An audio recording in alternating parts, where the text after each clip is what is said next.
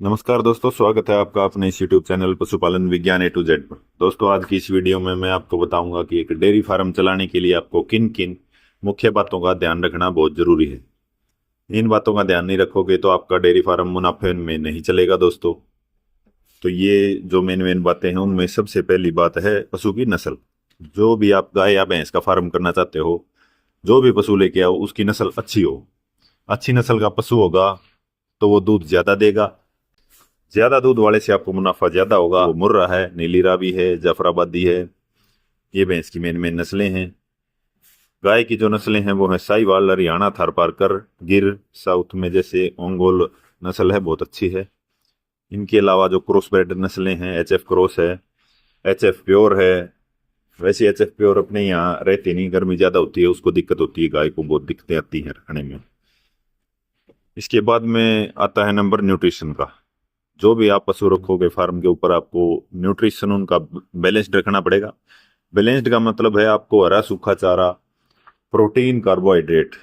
मतलब प्रोटीन से मतलब है खड़ी, कार्बोहाइड्रेट से मतलब है अनाज, और खनिज मिश्रण। ये 4-5 चीजें आपको राशन में कंटिन्यू रखनी पड़ेंगी। किसी सीजन में अगर हरा चारा नहीं है तो वहां आपको हे या साइलेज बना के पशु को खिलाना पड़ेगा, तभी आपका प्रोडक्शन जो है पशु का पूरा रहेगा।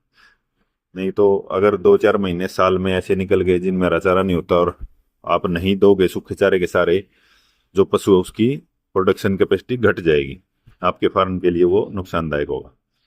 इनके अलावा अगर आप न्यूट्रिशन भी अच्छा देंगे, नस्ल भी अच्छी होगी, और आपने ये कुछ काम नहीं किए तो वो आपको दिक्कत होगी। जैसे डिवर्मिंग, पशुओं की डिवर्मिंग बहुत जरूरी है। अगर पेट में कीड़े हों तो उसका 20 से 30% जो चारे की ऊर्जा होती है उसको पेट के कीड़े, आंत के कीड़े ये खत्म कर सकते हैं।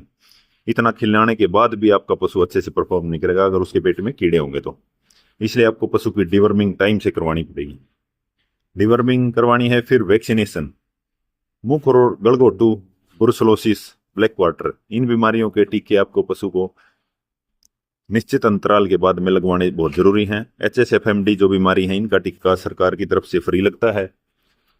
मेस्टाइटिस मैनेजमेंट एक बीमारी होती है, मेस्टाइटिस, जो फार्म के ऊपर सबसे ज्यादा लॉस होता है। मेस्टाइटिस बीमारी और एक एनेस्ट्रेस के कारण होता है। इसमें मेस्टाइटिस मेन है। इसमें टीट डिपिंग पशु का करना है। ग्लिसरीन और बिटाडीन के घोल में टीट को डुबोना है दूध निकालने के बाद में।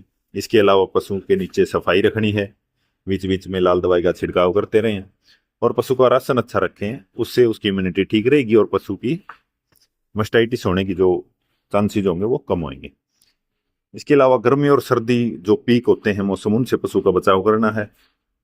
फार्म जो होगा आपका ईस्ट वेस्ट डायरेक्शन में रखो, जिससे वेंटिलेशन अच्छी होगी, और फार्म के चारों तरफ अगर पेड़ होंगे तो टेम्परेचर कंट्रोल भी रहेगा, लू कम लगेगी पशुओं को। और इसके लिए सबसे जरूरी है 24 घंटे पानी का प्रबंध जरूर होना चाहिए। अगर पानी शरीर में पूरा है तो उसको पशु को गर्मी नहीं लगेगी। इसके अलावा समय पर पशु को हीट में लाने के लिए फार्म पर बुल का होना बहुत जरूरी है। मेल की प्रेजेंस से गाय भैंस हीट में समय पर आती हैं। बुल हीट डिटेक्शन में भी बहुत मदद करेगा, क्योंकि बहुत सारे केस भैंस के खासकर ऐसे होते हैं जिनमें पशु का हीट का नहीं पता चलेगा आपको, या पता चलेगा तो बाद में चलेगा, हीट चली जाती है। सही समय पर AI ना होने से वो फिर पशु खाली रह जाता है। इनके अलावा फार्म शुरू करो तब शुरू में कम पशु रखने हैं। आपको 10 से 20 पशुओं से फार्म को शुरुआत करनी है।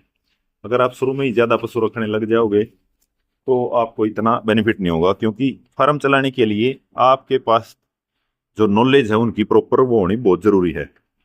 कम पशु रखोगे तो आपको पता चल जाएगा। जब समझ में आने लग जाए चीजें तो आप पशुओं की संख्या बढ़ा सकते हैं। इन सभी बातों का आप ध्यान रखोगे तो आपका फार्म दोस्तों अच्छा चलेगा। कुछ और डाउट हो तो कमेंट में जरूर लिखें। धन्यवाद, नमस्कार।